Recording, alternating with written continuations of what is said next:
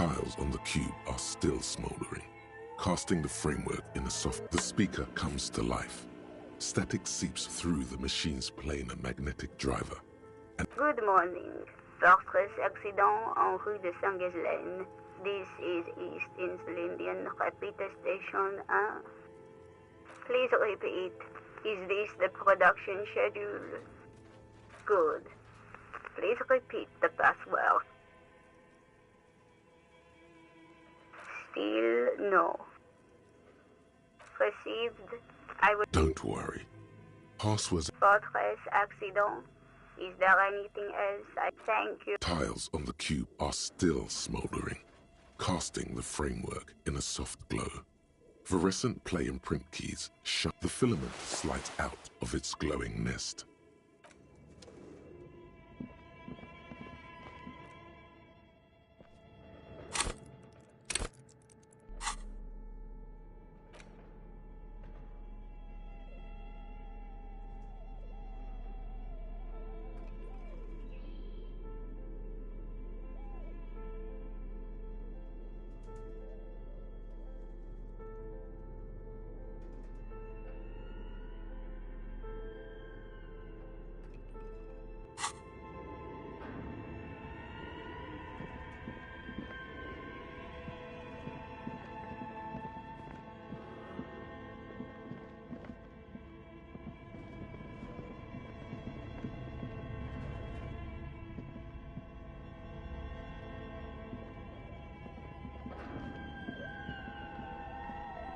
Your flashlights, some of the writing has faded with age, but you can still make out sections here and there. This is a monthly calendar from the... It looks a bit like an academic calendar, only much more. Mini-Me stands for a mini-meeting. It's part of a bigger... Your eyes glide over 4 sections.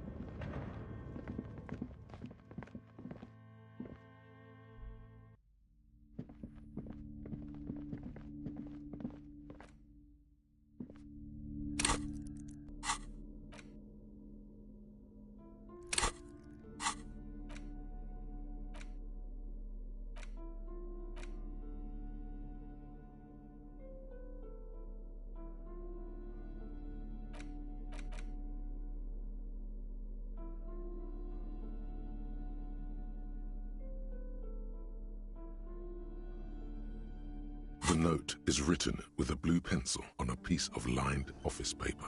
The kitchen magnets have left spots on its surface.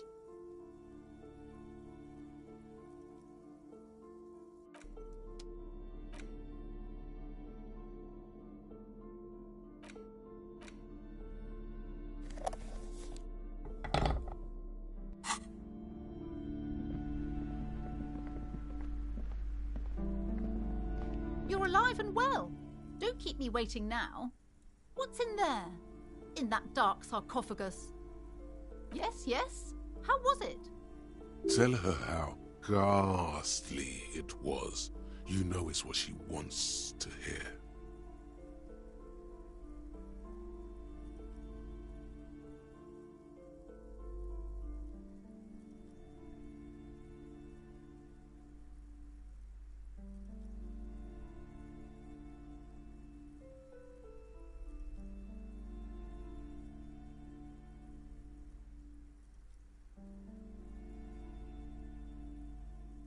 But what else did you find?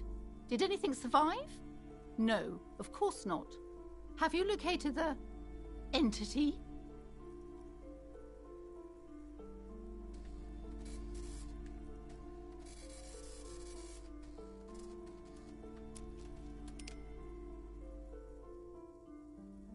A novelty dice maker? Well, spit it out. Why does she need the dice? For some kind of sorcery? Sometimes they use the ankle bones of sheep.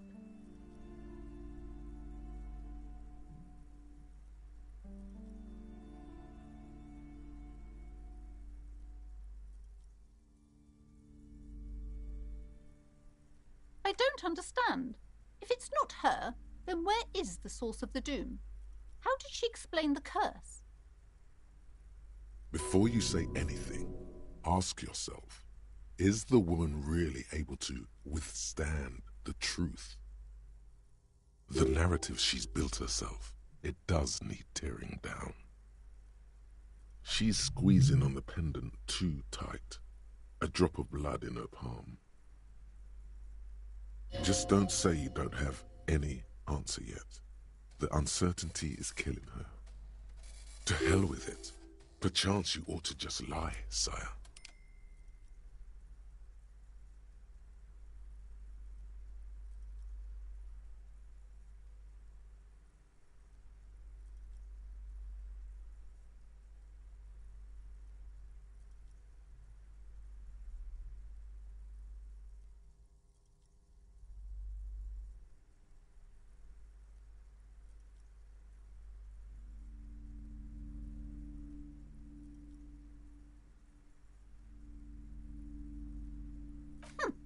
Too many inconsistencies.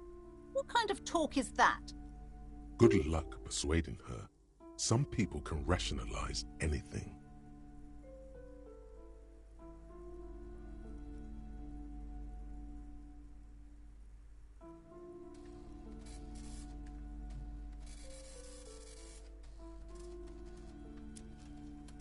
I am not doing as well as it looks like I am. I only have my Simonese wards to thank for the protection they provide. Yes, because her business consists of the psychic leech that's been feeding the curse. I see that you've fallen for her manipulation, Detective. The investigation is over. I just hope that you haven't made anything worse by going in there.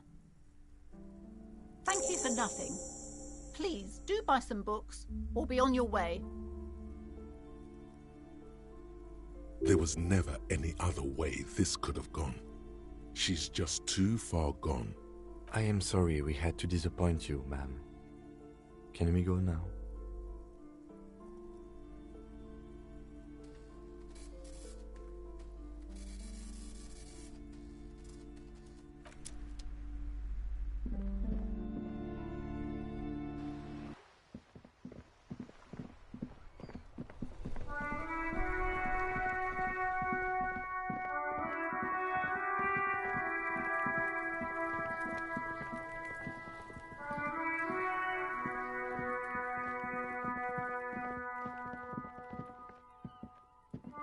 An old call box with a East Delta Commerce Center.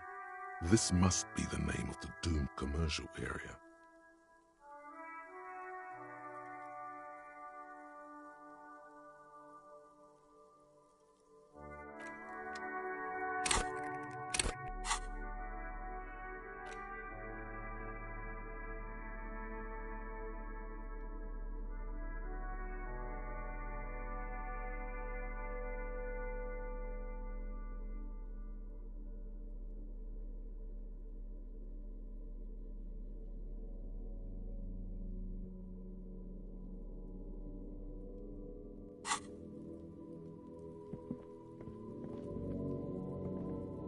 An old call box with a matrix of push buttons lists all the companies in the East Delta Commerce Center. This must be the name of the doomed commercial area.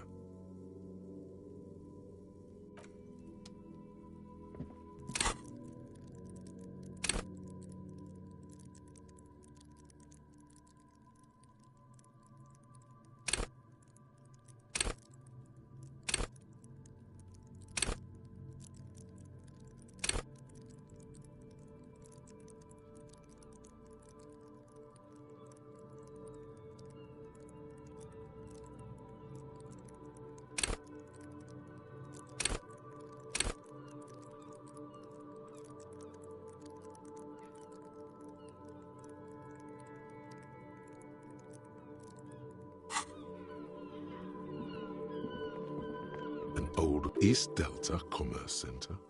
This must be the name. No, hold on. The last thing you need in your life is more hysteric emotions. Forget it. Find something else to do.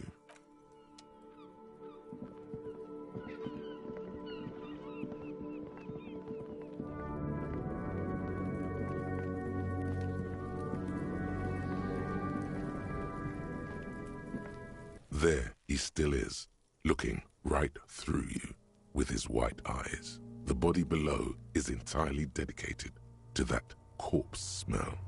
Emitting it is all it does now. As you breathe in, the odor comes over you.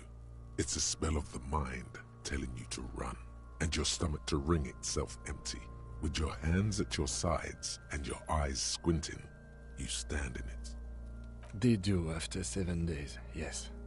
We are deep in decomposition here. The man before you is naked, but for a pair of underpants and enamel boots. His skin is greenish, marbled with decaying veins, and blotched by lividity. A fading web of tattoos covers his chest and shoulders. The cargo belt used to fasten him to the branch above appears industrial in strength.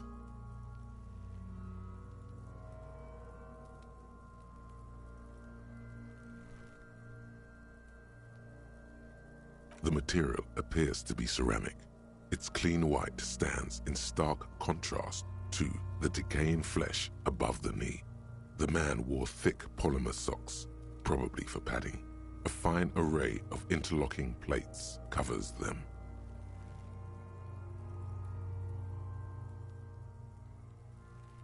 Delicate and fragile, they feel alien to the world around you, out of place somehow. These are clearly not boots. They're armor, possibly part of a larger set.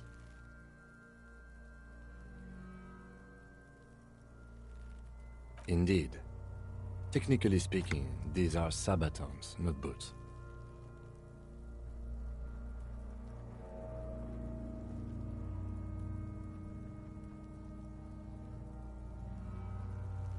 Oh, the lieutenant uses a memo technique A6. That's not just any notebook.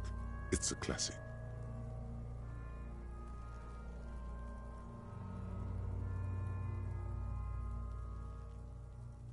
It's clearly some manner of super armor or future armor. Super future armor?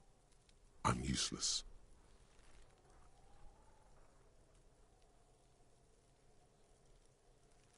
Ceramic plate. Zirconium dioxide, most likely. This is where the make would be.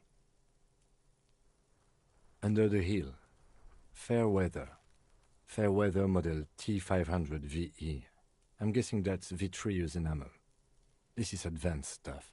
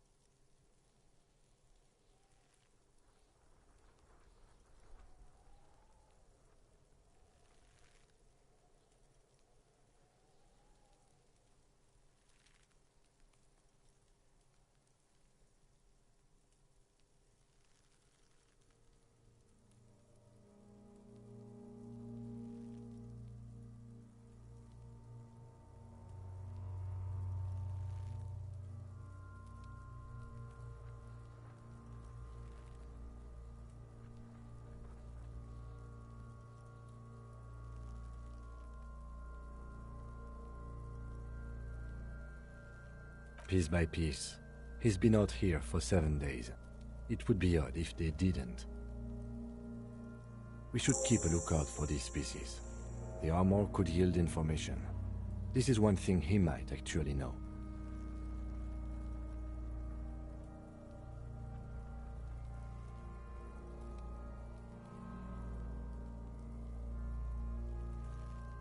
No, I think he had something precious underneath the clothes. They had to remove the jeans and shirt we found to get to it. And this kind of armor is often worn under fabrics. Nice. That makes sense.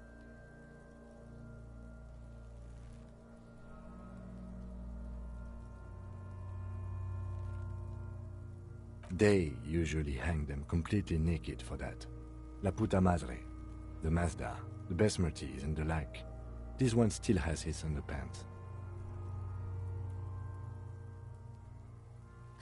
Fucking talking about underpants.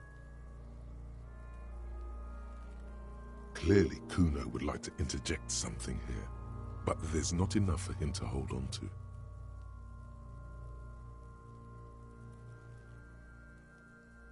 It is. It's expensive.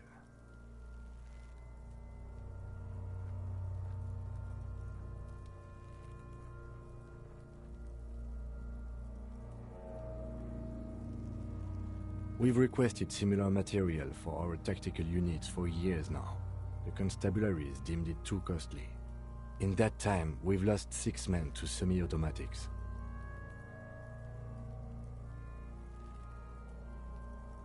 For a full set, about 4 years of wages.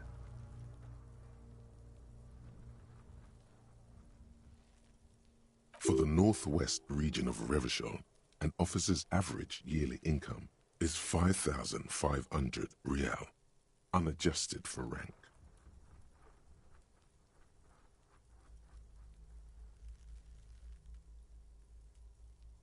Not too much, yes.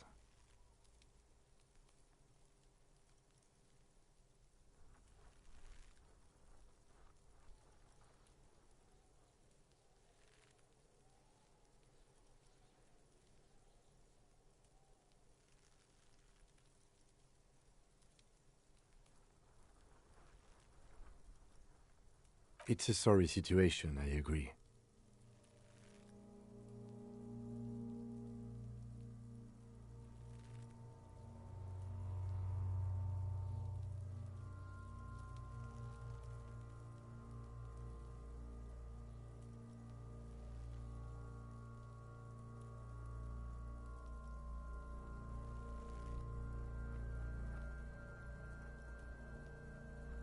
That's for us to find out. Mr. Gart implied he was security personnel for the harbor company.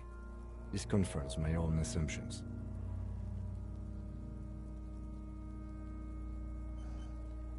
Just something I scraped together from my station. An area report on Martinez. I'm sure you did the same.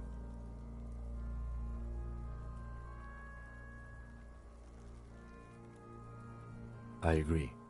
This equipment is way beyond what a guard can afford.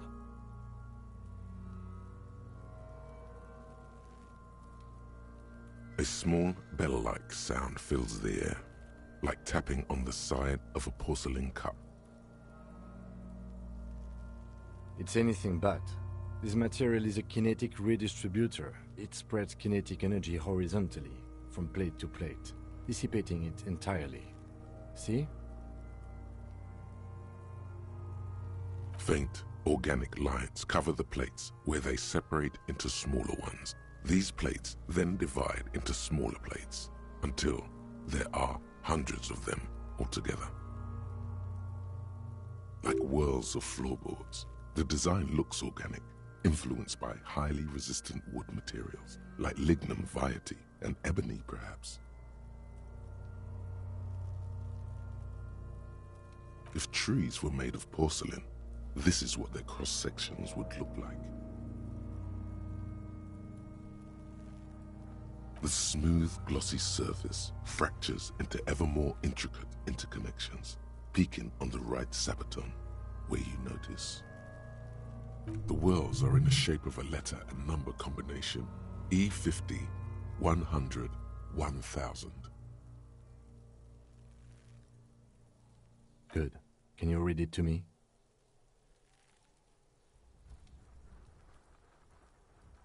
X5415 6745 678222. Let's lie.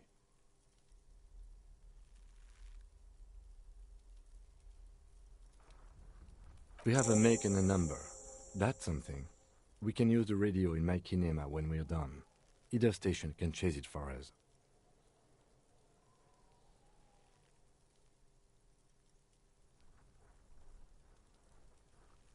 The stench fills your nostrils.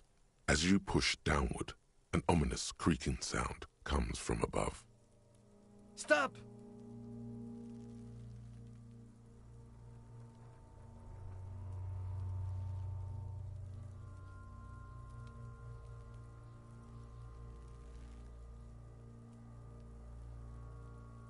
Pig's gonna pull his head off. Brutal!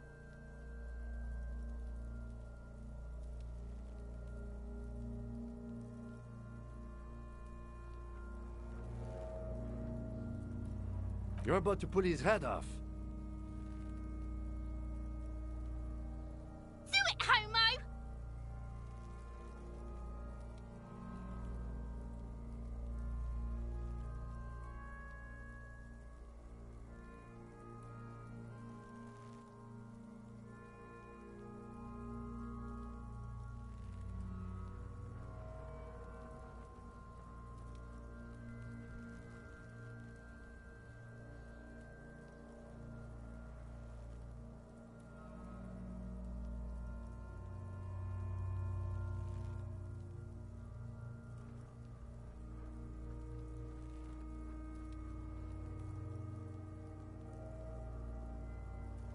Yes, that's what I said.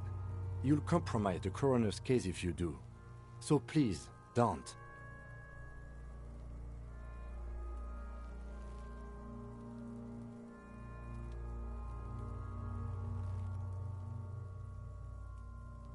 Indeed, from this angle, it does look like the neck isn't going to take much more. Being dead for a week has all but liquefied his muscles. What are you trying to achieve anyway? Why are you hanging on to that boot?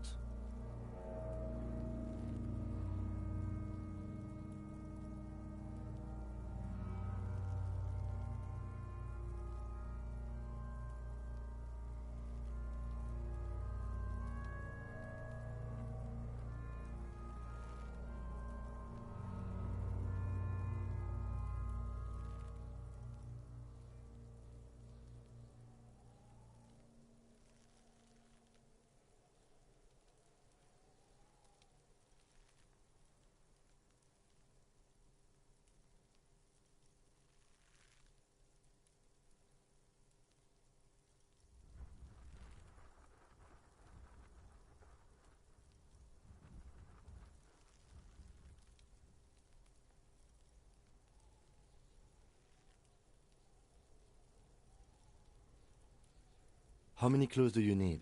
You already found the number.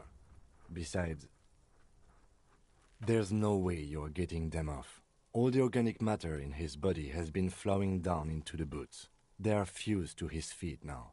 Why do you think the locals haven't scavenged them yet? You're sure there's a way to peel them off, but first the body needs to be down, and second, it would probably be better if the lieutenant wasn't around.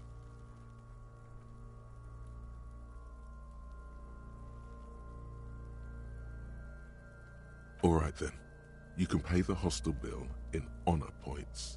How many honor points have you collected?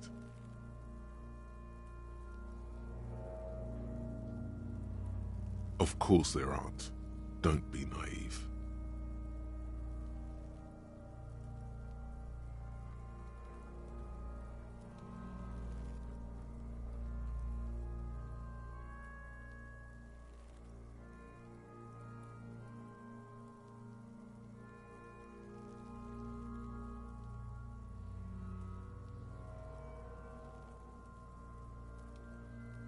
Processing will take care of them. With the situation in the morgue, it will yield nothing. But we must pick our fights. Should we continue?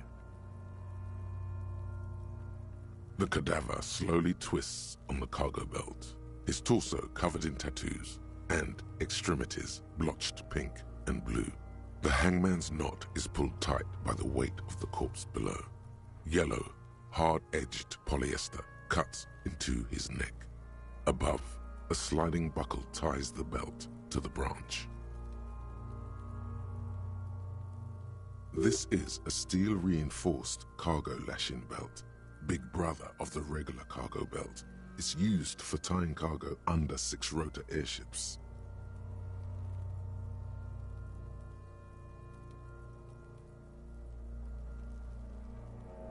Airlifting. I thought it was used on lorries for strapping cargo to them.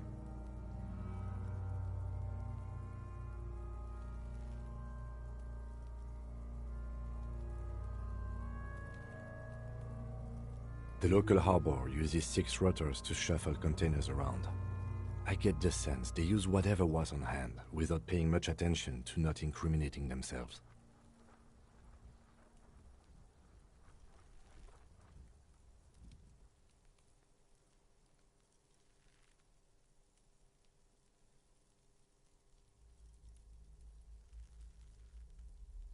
I'm still approaching this as a lynching, yes.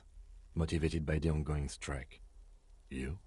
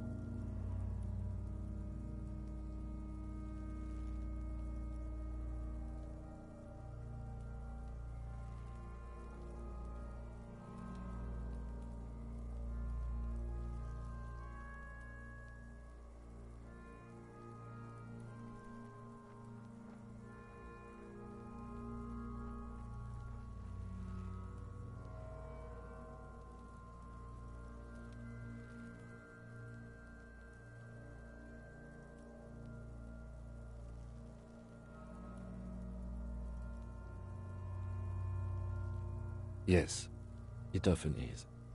This bed worries me. I was afraid it would be. Thin steel wiring, parallel strands. This makes getting him down more problematic than I had assumed.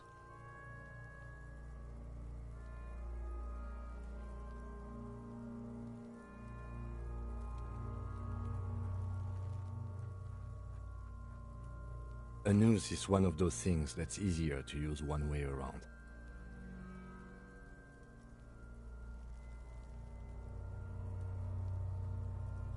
That ladder can't carry a grown man. I didn't see any splintering either, did you? I think they lassoed the branch, then pulled on the belt to close the buckle.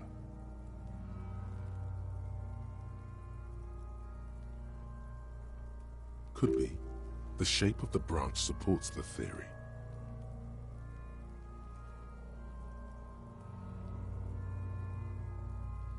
The cadaver hangs from the cargo belt. Limbs, an intricate web of blue lines stretches across the torso, from the right shoulder to the solar plexus. Each time they intersect, a small white star is formed in their crossing. Hundreds of fading asterisks riddle his skin. Their concentration is highest around his heart. A map of the stars. I do see some similarity to astronomical charts. Great century Messinian, maybe. But this seems more particular, customized somehow.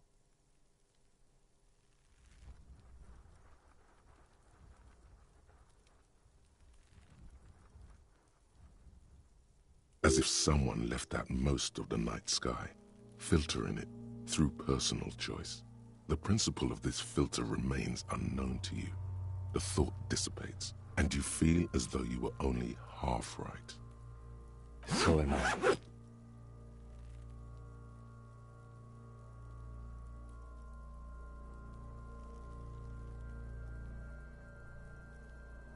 He wears a wide leather belt around his waist and a gun holster under his arm. He takes a thin piece of milled aluminium from his coat pocket and pulls it open. Sounds like a sword being unsheathed. A small lens appears, some sort of camera. A Trigger Sunshine Mini.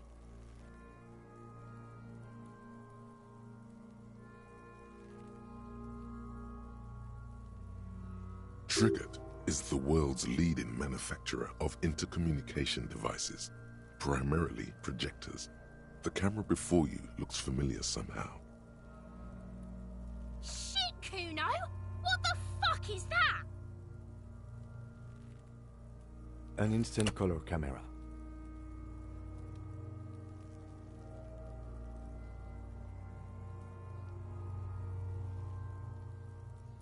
I have only 2 ampoules, so nobody move. I don't want to waste one.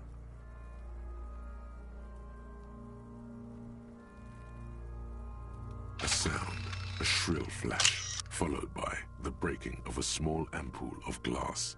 You see streams of color pour onto the thick, glossy piece of paper, rolling out.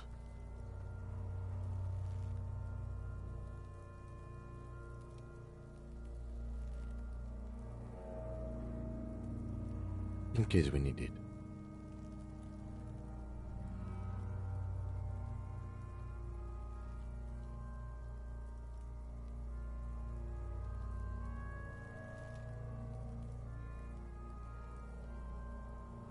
Yes, it is pretty cool, isn't it?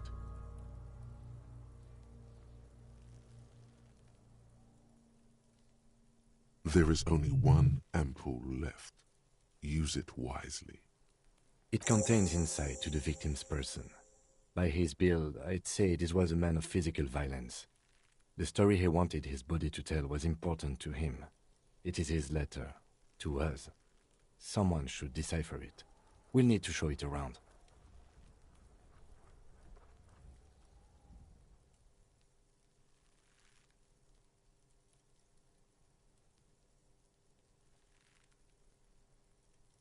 Sure. Just don't lose it.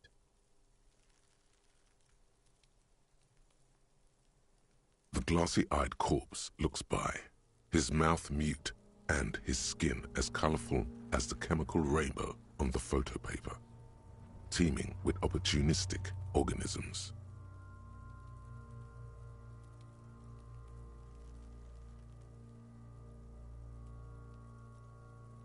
An intricate web of blue lines stretches across the torso.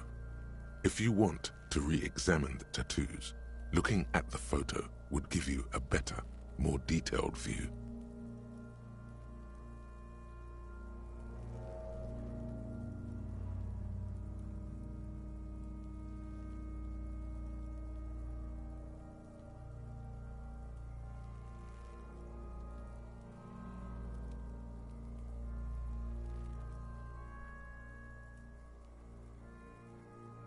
His eyes are milky white and blind to the world, protruding comically from their sockets.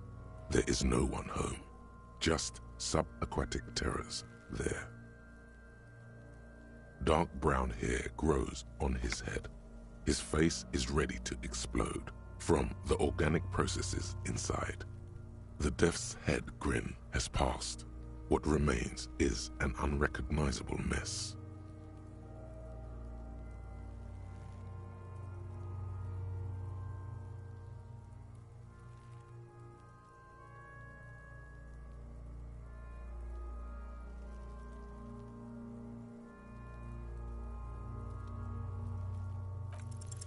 The corpse is dead silent. You have no idea why you just said that. Who is he? He is male, 40 to 50, with an athletic build.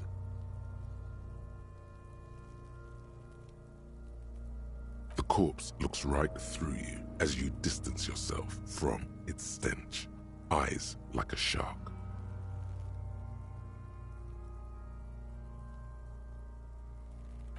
As you narrow your eyes, the monster before you blurs into a violent mess of green and pink. This is a trick. You've done it before. Pink is where the blood settled in the first hours post-mortem. You can use it to see if the corpse has been tampered with. Does his position at the time of death match the discoloration? Only the lower extremities are pink with a dash of blue. His fatted hands, thighs, and his neck, just above the noose. The rest of the corpse appears dark green in the cold spring air. I see it. His neck too. The lividity goes right up his chin. We have good, well-pronounced discoloration here. The monster comes back into focus, an explosion of color, coursing with dark marbled veins. His stomach appears pregnant with something. Black liquid streams down his thigh and onto his boot. So, what do you think?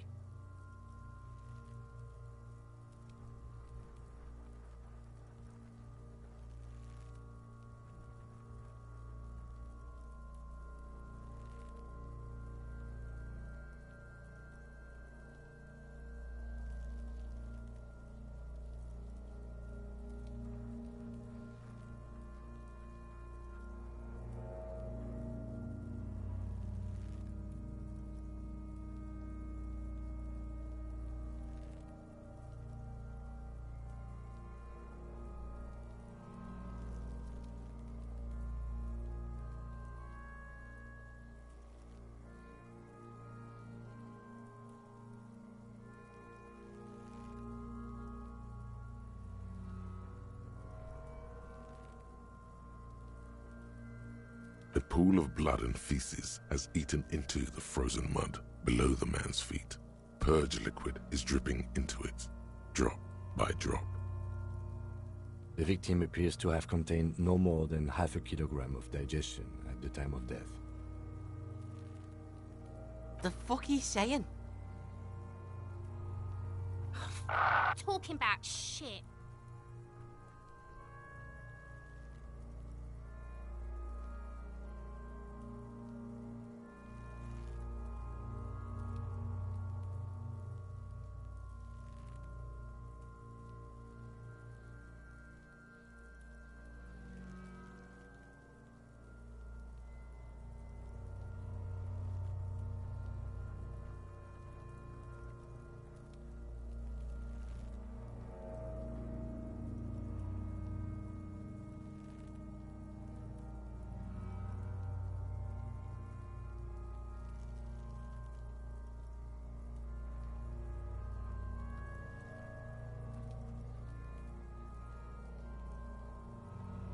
Malicious laughter erupts in the yard.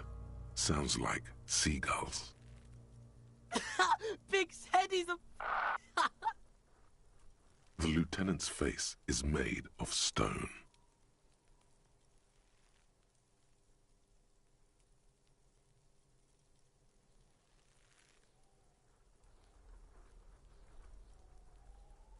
Agreed, especially on the neck. The belt acted like a tourniquet, keeping the blood in his head. The hypostasis supports a hanging.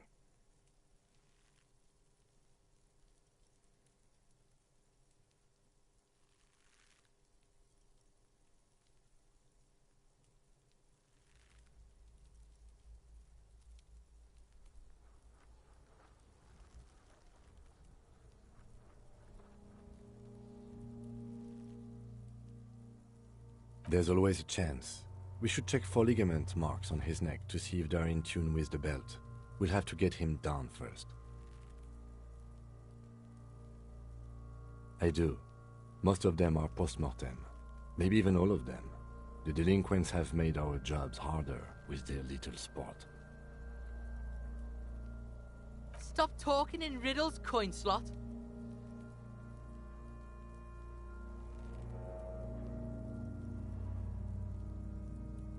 He means you fucked him up good, Kuno. Fucked him up brutal like.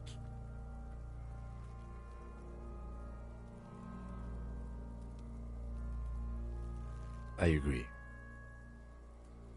His personality is no longer a part of the world. Totally dead.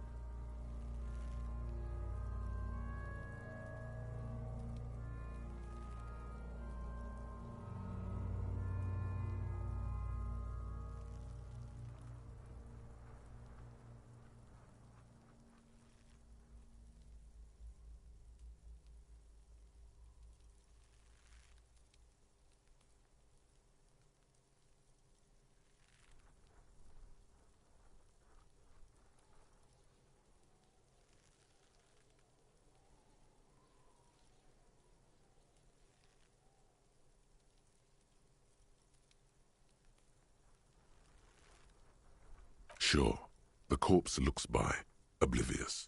Black decay liquid drops from his knee to his boot. But there is no breath to catch, only the cadaver filling the air and your nostrils. He slowly rotates before you, decomposing. Are you sure we finished the preliminary examination of the cadaver? We might miss some of these things once he's done.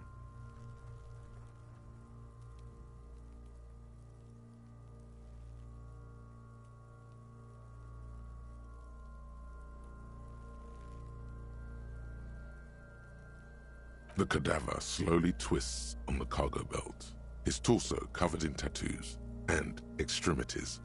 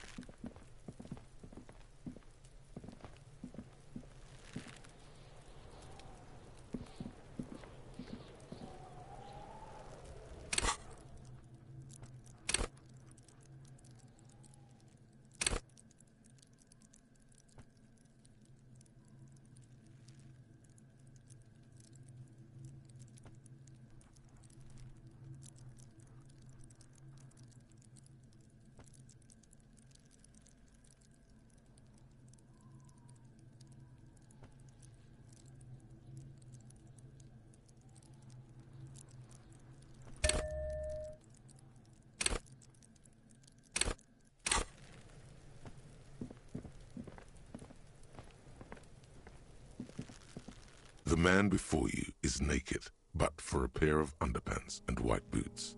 His skin is marbled with decaying veins and blotched by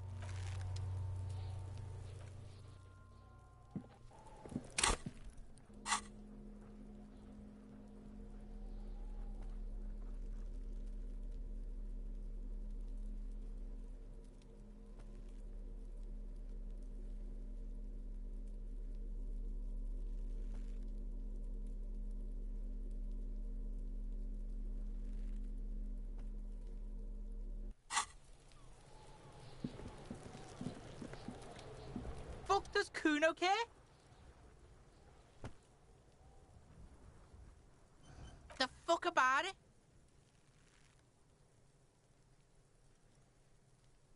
Kuno doesn't give a shit about the armor. Kuno's fuck gimp's got one big thing wrong with him. He's a fucking mutant.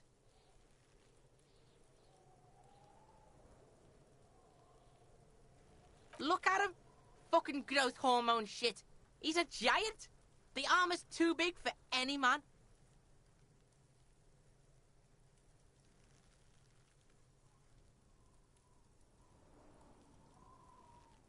Kuno doesn't give a shit about that freak armor. Kuno threw that shit away.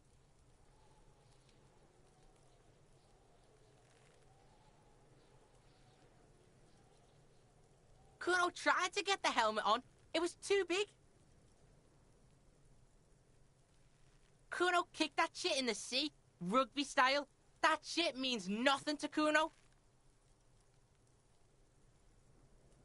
Yeah, that shit means nothing to Kuno. Kuno doesn't give a shit about material shit. Kuno's a fucking monk.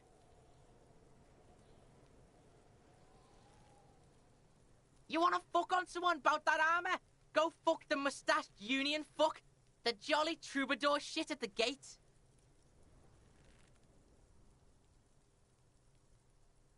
Yeah, cocking boot. You know that jolly union cow fucker? Came around talking about cows or some shit? Came around pretending like he cares about cows? Yes, you met him at the gates. The one with the boots and the jolly smile.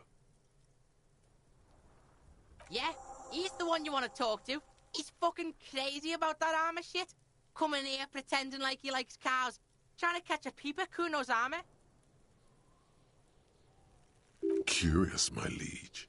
Why did Kuno feed you this information?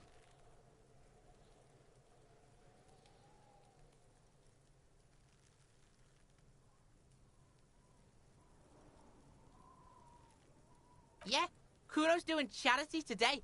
Kuno Day. Kuno feels sorry for you two loser pigs. Kuno's doing pity now. Still, seems suspicious. He may have it in for that guy. Or you may be paranoid. That is also a possibility, sire.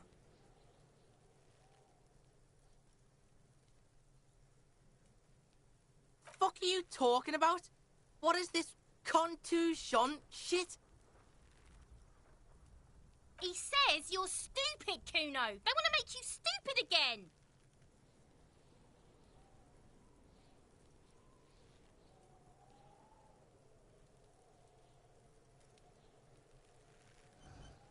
Oh, did Kuno make your shit sniffing harder?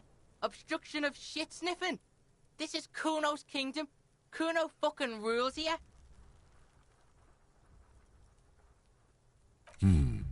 You hear the lieutenant hum.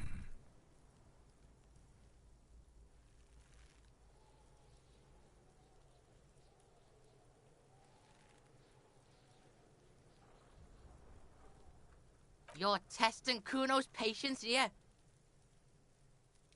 Get lost,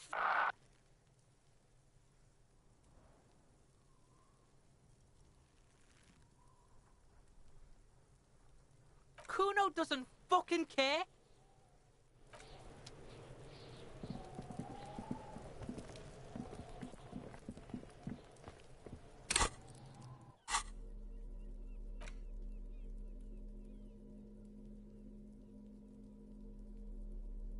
An intricate web of blue lines stretch. It still kind of looks like a map of the stars in the night sky.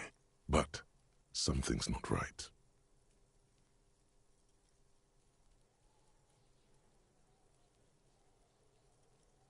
For you to discover.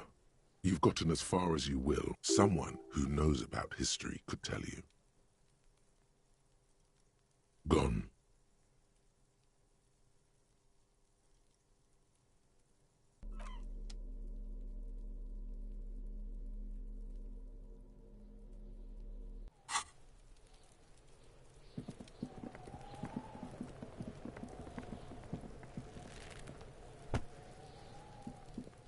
The man before you is naked, but for a pair of underpants and white boots.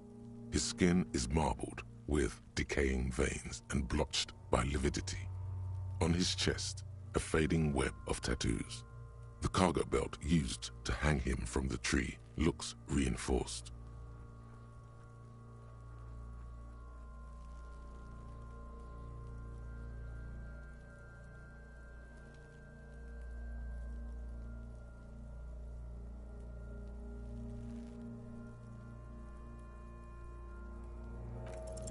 The fish lips stay silent in response.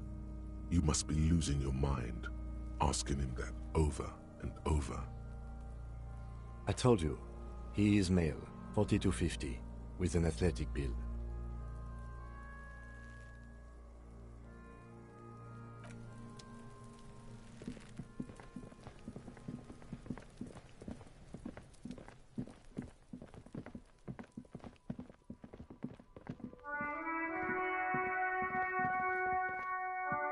An old called East Delta Commerce Center.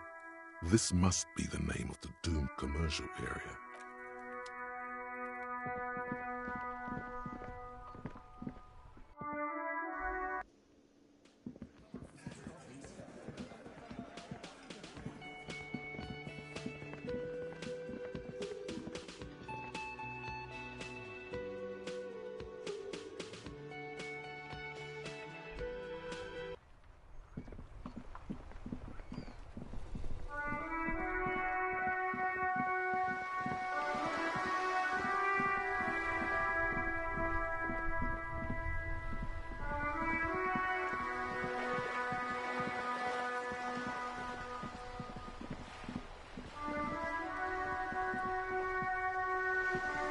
We're still waiting for a replacement for the bull you sent sinking.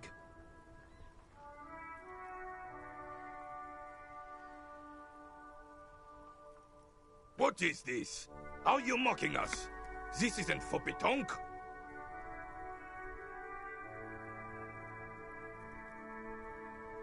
Now, no need to get angry again, René. I'm sure the officer tried his best. It's not like there's a bull kiosk here in Martinez.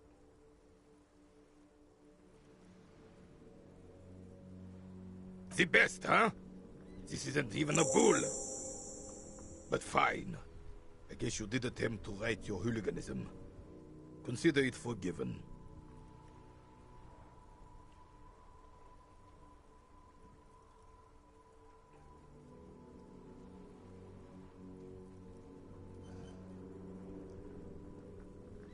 It's a Bell McGrave, 4.46 caliber, breech loading, Revachol made.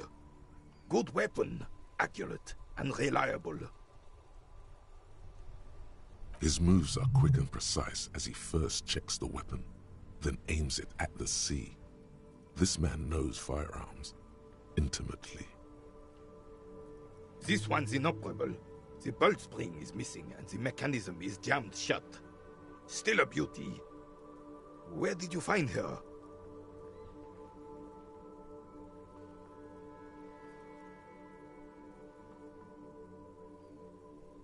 I'm not surprised. There are probably lots of forgotten wartime weapons lying around here. Back in the day, everyone had something stashed away. As for the rifle, I don't know what else to tell you. These BM-446s are an antique. No one uses them anymore. The ammunition is impossible to find.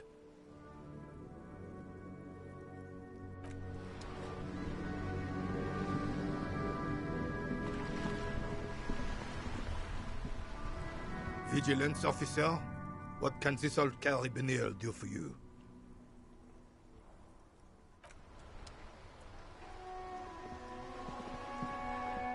I have really outdone myself.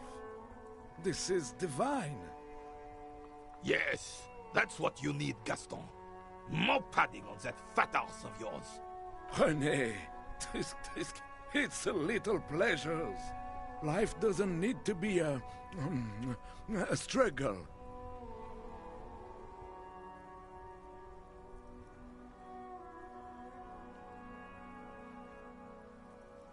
Hello, officer. How might I be of assistance on this fine day? I'm sorry, officer, but I really don't share food. Nothing personal, it's just a principle. The only one you have. Suddenly you realize how hungry you are. The last time you ate must have been God knows when. Aeons ago, probably when you were still a child. The sandwich looks like a culinary wonder, well made and abundant in components. The author sure knew their craft. In addition to the obvious slice of ham, a fat one, you notice a brim of a tomato peeking from below. And is that mayonnaise?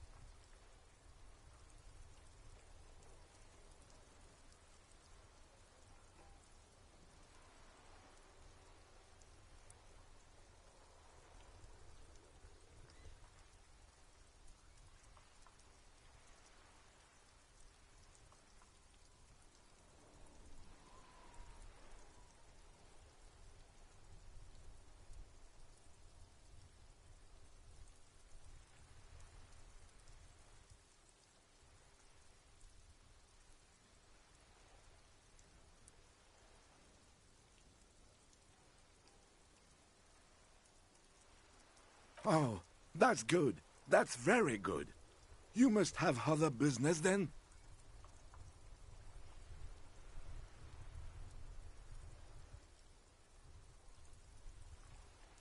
Let me think. I heard someone was hanged and left on a tree for a week. But that's all I know, really.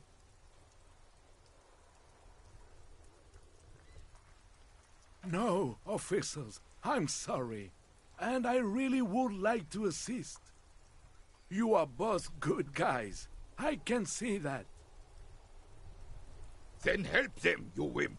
You have plenty of shoulder with the ghost caviar in the Union. Someone must know something. He means caviar socialists. I wish I could, but I just don't know anything. I always keep my nose clean and don't gossip. Everyone knows and respects that. Odd. He doesn't seem to be lying, but there's something off here. I'm not even anyone.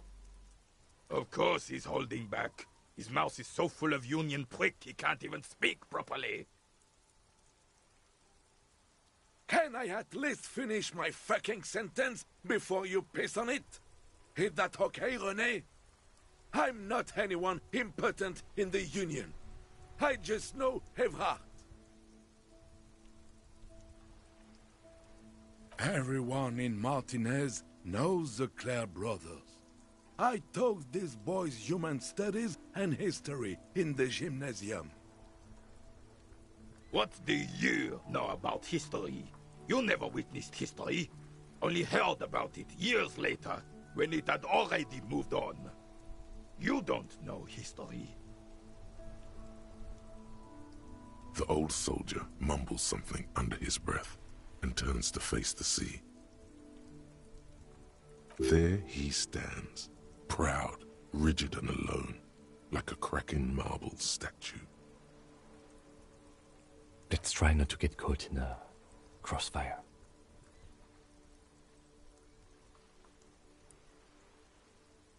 Oh, in many ways, yes. Like an honorary member. I attend meetings and parties, help with little things. Evrard, Edgar, and the older debarders all know me. Oh, yes. Not in the technical sense. I don't have a vote or a membership card, but Evrard keeps me on the payroll, just for the little things. So that's what it was before. Him hiding something. He tries to make it look like he's a big deal in the Union, and now the illusion is disintegrating before your and René's eyes. He doesn't know anything, because no one tells him anything. He's an outsider. Of course he's not a member. He's not a member of anything. I knew that. He's a Weservein. Turns the way the wind blows and tries to look important. I hate the socialist rabble, but even siding with them is better than living your entire life on the fence, never committing to anything. Pick a damn side already. Writing work mostly. Occasionally, he needs something written, and I happen to have a way with words, people say. Oh, nothing official, I assure you. Just essays for the newspapers. About Martinez and how things are and how they could be. Evrard and I have these long talks where... Well, he tells his little pen man exactly what to say. It's commie propaganda, plain and simple. You should be ashamed of yourself.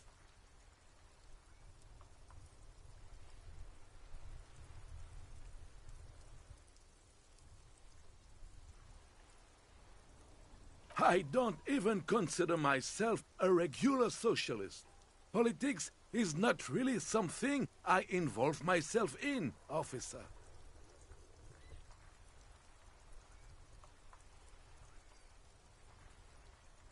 I believe everyone has the right to think and do whatever they want, even if it's nothing at all. I'm very adaptable. Oh, mon Dieu.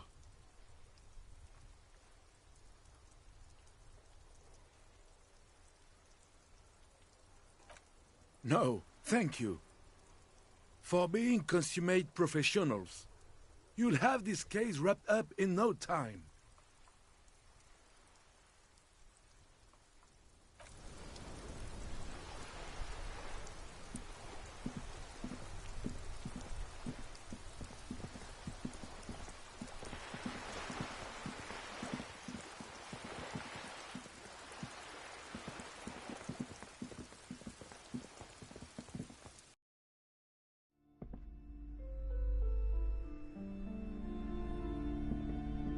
Hello again, esteemed officer, and welcome.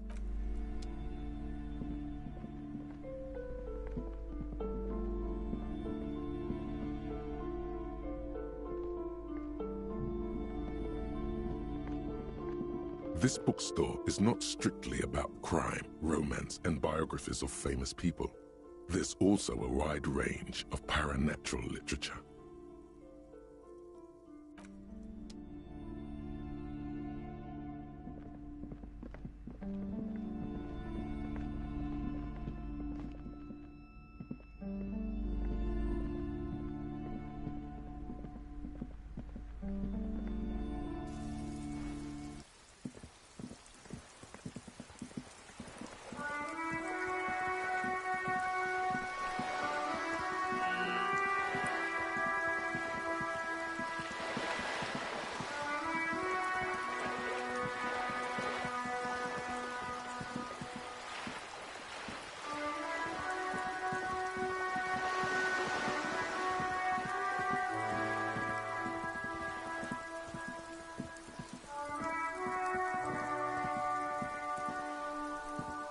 Hello again, officers. Have you come to admire my mural?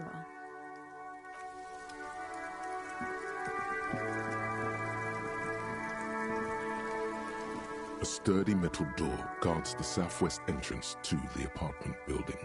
The door rattles again, but this time you hear... Stop banging on the door! I'm not letting any more The police? Everyone knows the police don't come round it. No. I'll go check the backyard door. Backyard door? Then...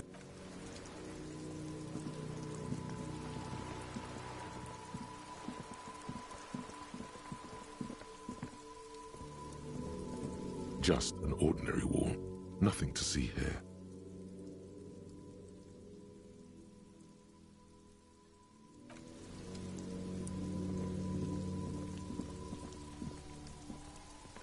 Are you trying to sneak up on me?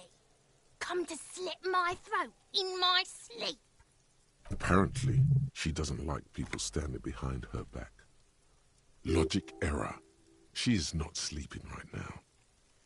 Pig's come to take me out, trying to snuff me out.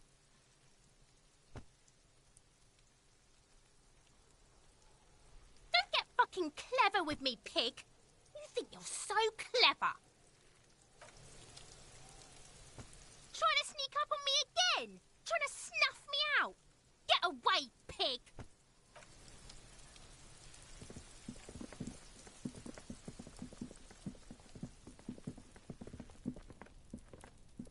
You see a young man on a balcony nursing a cigarette. His eyes have been following you for a while. Not looking for any trouble, officer. It's the voice of someone who has something to hide, my liege.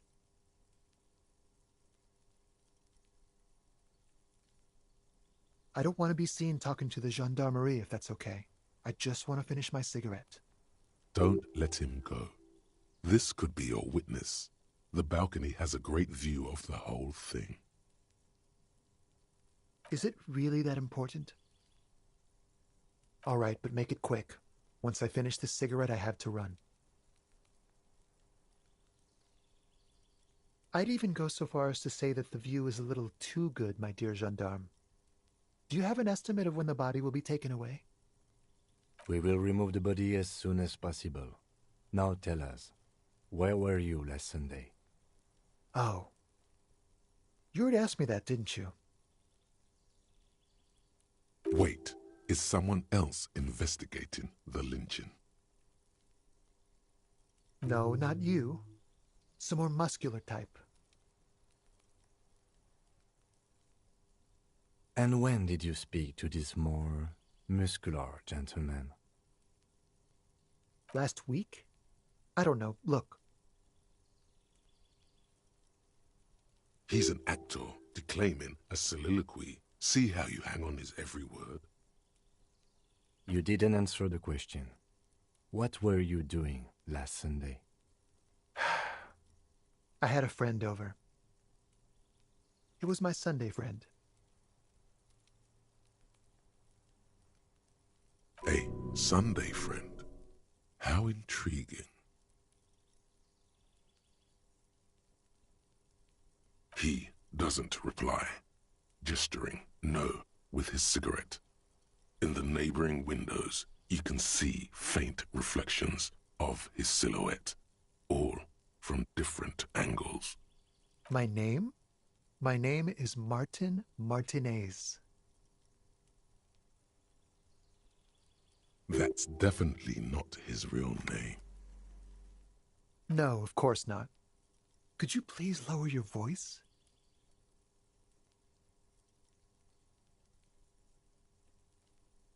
No. We won't. Now, if you'll excuse me, I really need to get going.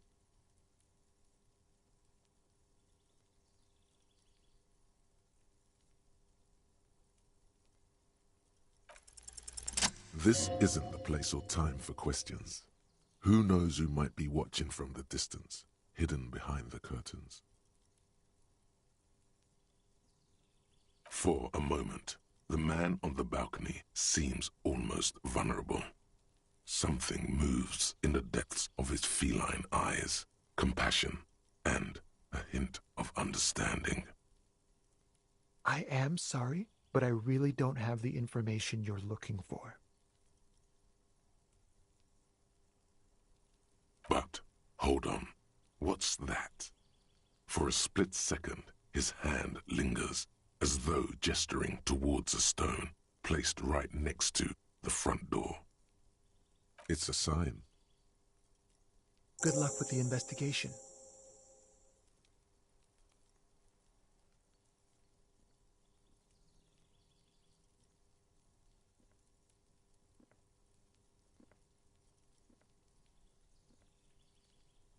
He's gone. No point in running. Tenements like these often have multiple exits. If he doesn't want to talk to us, then he'll know how to hide himself. He could be a witness. Him or his Sunday friend. Either way, we need to look into that muscular type who's asking about our case. He did leave us a sign. Did you see that? He wanted to draw our attention to that stone right over there. If we find a way inside the building, we can ask around for his apartment.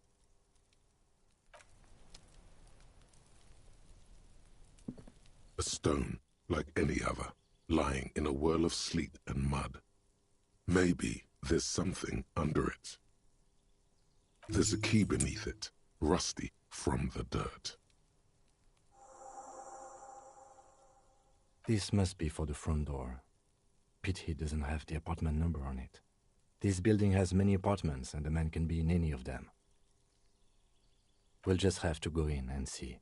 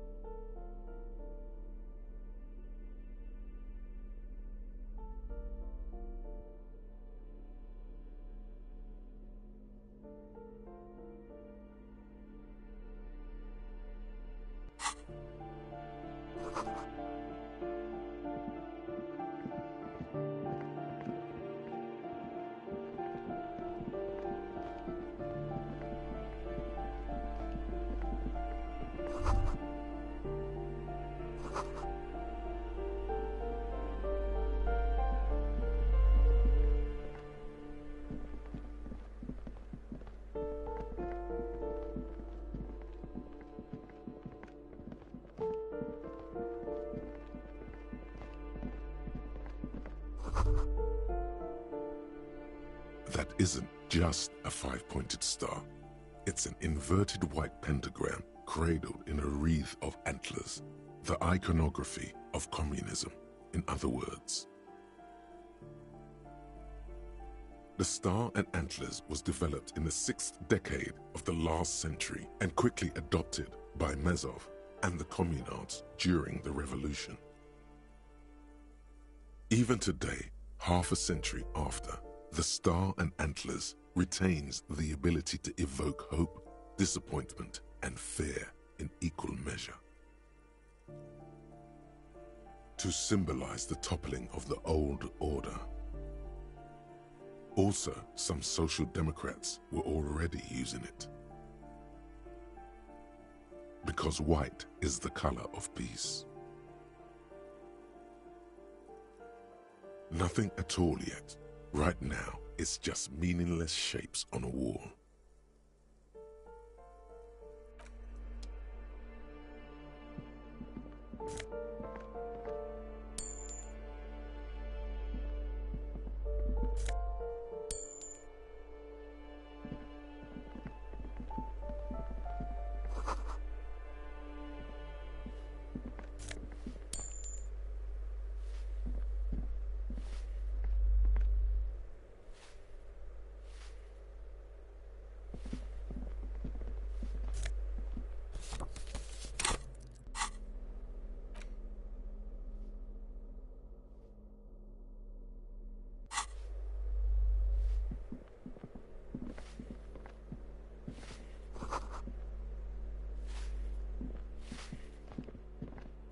Give me a moment. The cold never does any good for my bronchitis. This woman's health is failing her. There's not much to do. Not in this damp. I'm fine. Fine.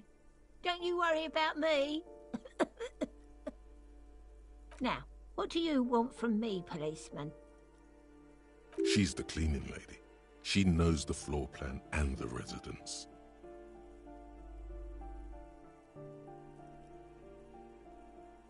I'm no one. Just an old woman who cleans these hallways. If you can call it living.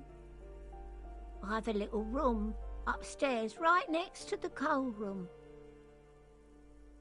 It's barely bigger than a closet, but I don't complain, no. I have my bed and my aching bones to keep me company, and that's all I need from this world.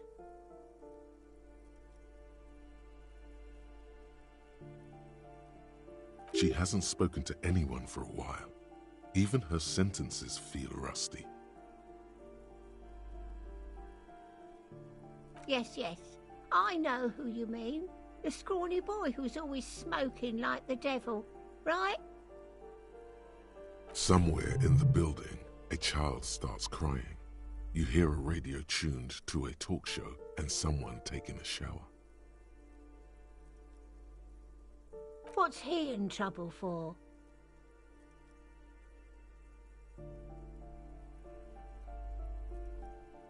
Talk?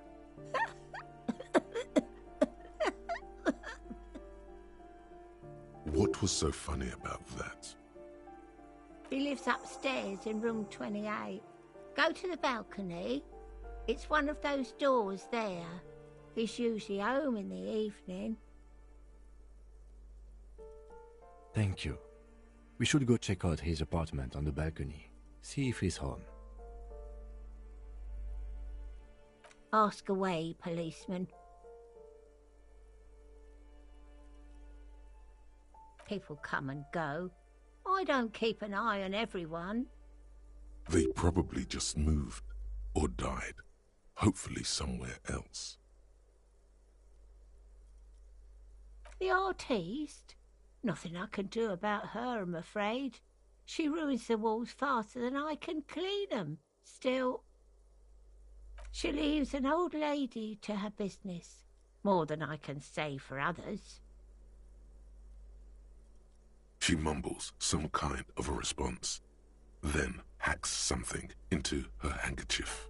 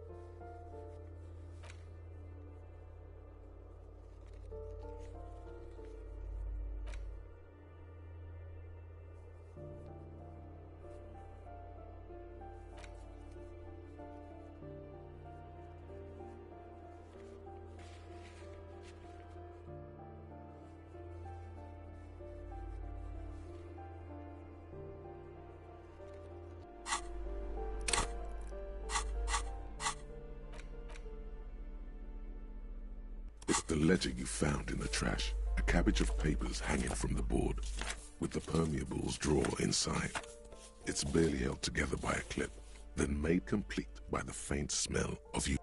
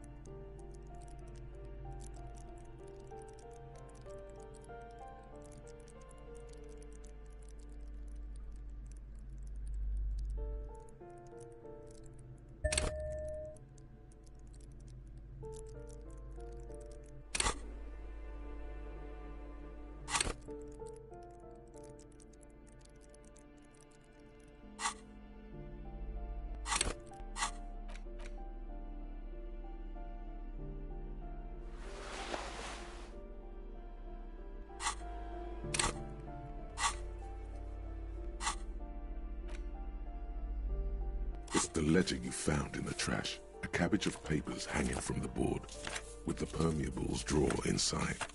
It's barely held together by a clip, then made complete by the... The two sides of the board appear slightly misaligned, like a drawer that's come off its slides. If you bend the plastic on your knee slowly, the slides snap back into place. It should be possible to just, you know.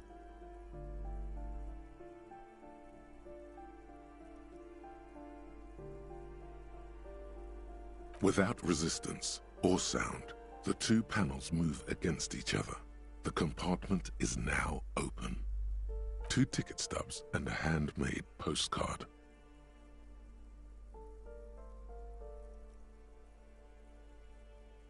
Two octopuses are smiling, reaching their tentacles toward each other in the colored pencil drawings. The tickets permit access to the zoo in Revachol East. The aquarium costs extra. These let you go there, too.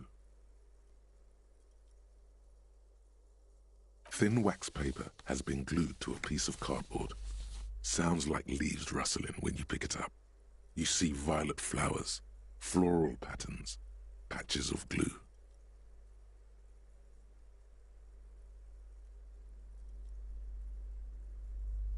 It smells of chewing gum, apricot flavored.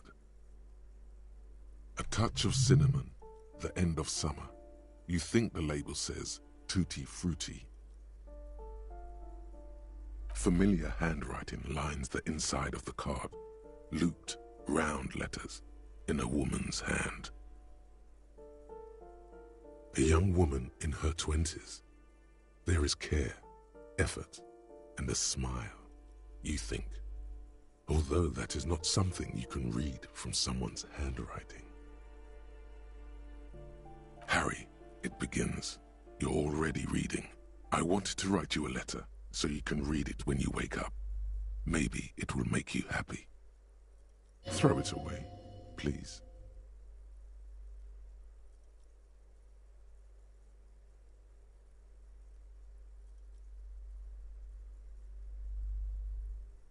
Outside, you hear the wind howl. A sudden gale blows in from Martinez, flapping street signs and window blinds. Come outside.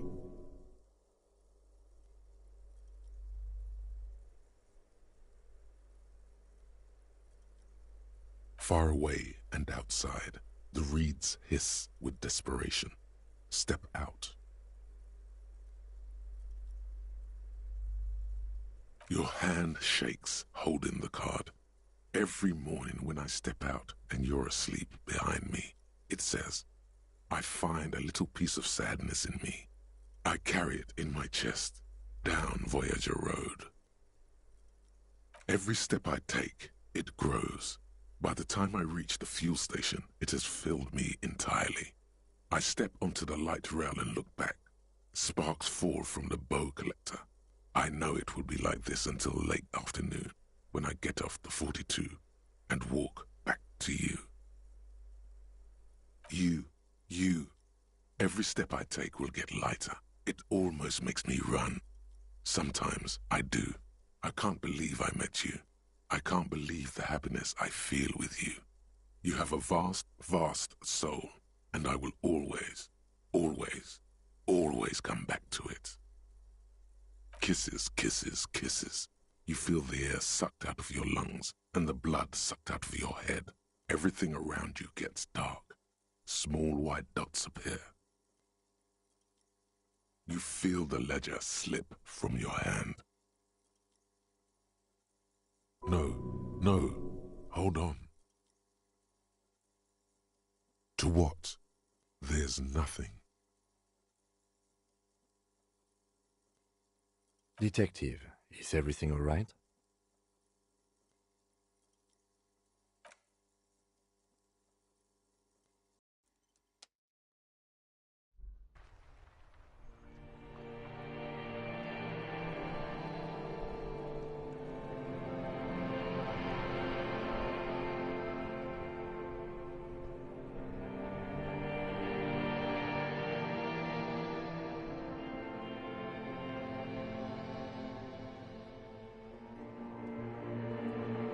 There is nothing.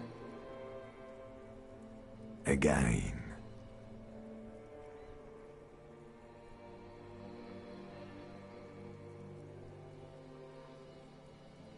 Nothing sad, brother. No treachery, just blackout. Well, almost nothing. There is the ground below you, that's still there. And the small light that's on, fluttering, somewhere in the basal ganglia.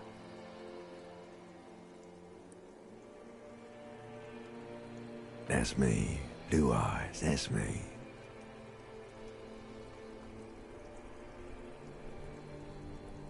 Who was what? He speaks of the sickening longing, the unwell emotion. Even in the darkness he's grasping for it. Still trying to hold on to the great sorrows slipping in the water.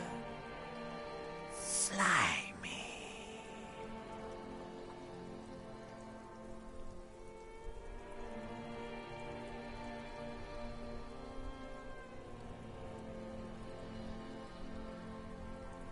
The call when you're dead, brother. Here in the paleo-mammalian cortex, we call it the shadow. Because it's always there. Tell him. Ah, yes. In the olfactory system, they call it the apricot chewing gum scented one. It's unhealthy of them to linger on it so. But as they say, what do you do? It didn't smell nice. It smelled like betrayal.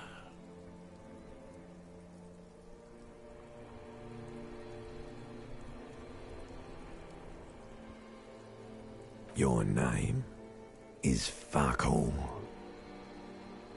It certainly ain't Harry. Your name is passed out on the ground, dragged around by one of the other evil apes. They're taking you somewhere. There is no Voyager Road. There are no roads, no houses, no lights in the windows. It's all on pause. Bloated corpse of the past resurfacing. Beautiful. Believe me, stupid ape, its lack of beauty was not the problem. You think they would let you? Until you disintegrate into biomolecules? No. Someone is breathing on your face now, inspecting your pupils, stupid idiot. Yes, they're pouring something on you. It's in you. And It's delicious. Glowing lights on a dashboard emerge out of nothingness.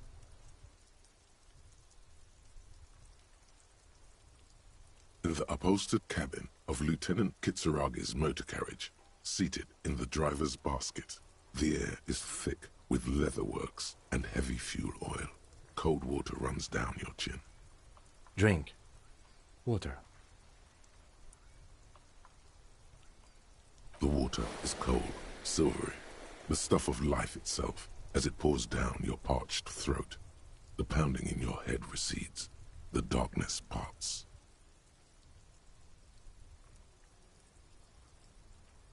Drink. You haven't drunk water in 2 days. Did you know the human body is not made to survive on alcohol alone? You need a secondary form of hydration.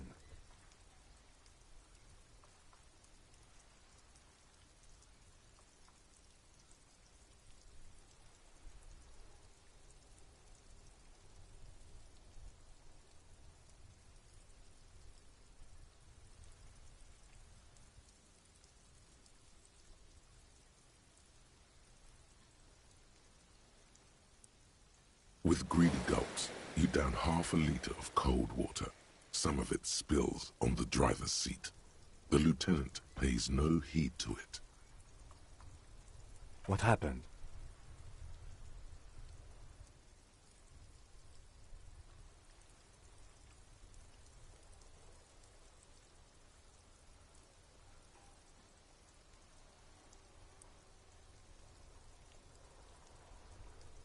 That does sometimes happen.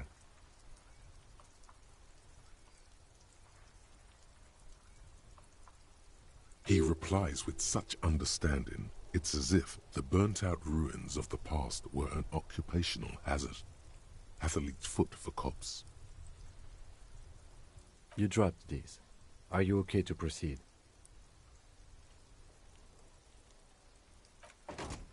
Good. The Ledger of Failure and Hatred is a special item that can be used both as an interactable and a tool equipped in your held slot for skill bonuses. Find it under the Tools tab in your inventory. Droplets of rain fall on the white on blue police livery of the motor carriage. Do something important? Something murder-related? There's always something important. Doesn't mean you can't take a moment to admire this piece of machinery. This is a Caprice Kanema, the Caprice Motor Corps follow-up to their highly successful workhorse, Caprice 40, and the answer to the Lum's racing breed, Ferv series. With its air-cooled, rear-mounted 12-cylinder compression ignition engine, driving the rear wheels through a 4-speed manual gearbox, the Kanema is able to reach 100 kilometers per hour in 13.5 seconds and go on to a top speed of 180 kilometers an hour.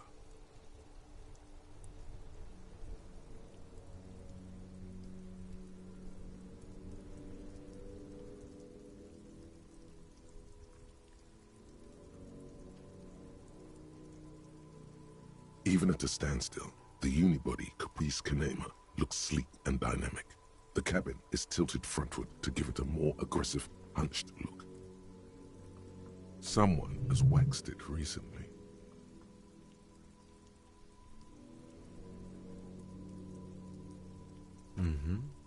You want to take a closer look?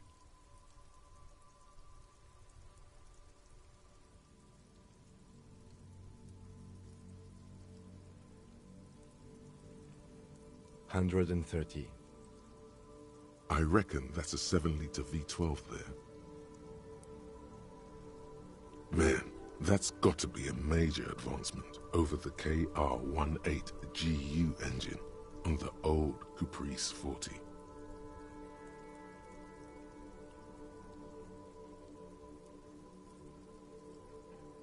Yeah, you know it?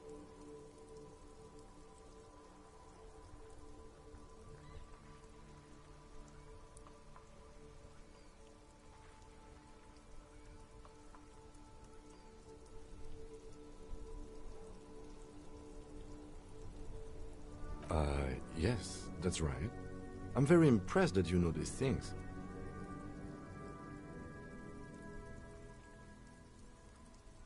Yes, an extraordinary machine.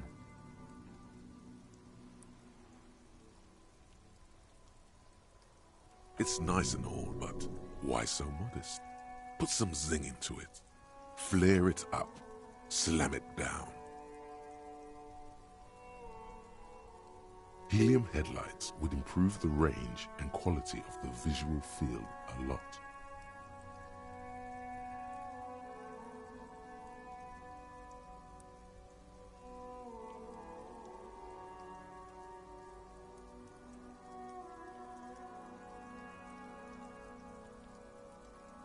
Actually, I have a pair at home.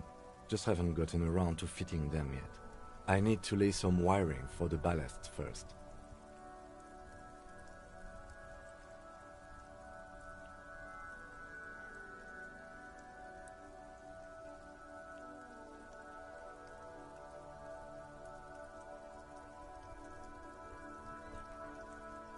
You want to help? Thank you for the offer. That might be fun. Let's do the case first, though, all right? He liked the idea.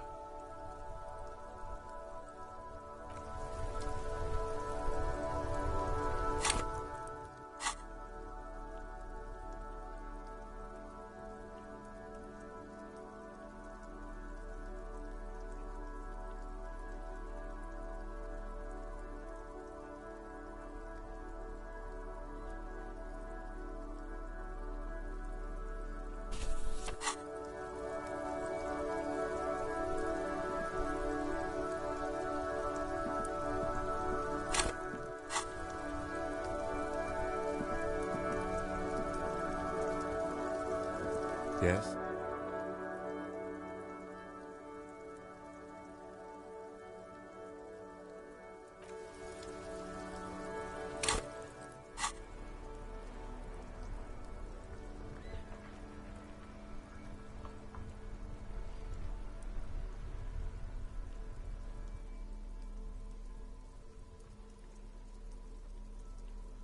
It's the ledger you found in the trash. A cabbage of papers hanging from the board, with the permeables drawer inside.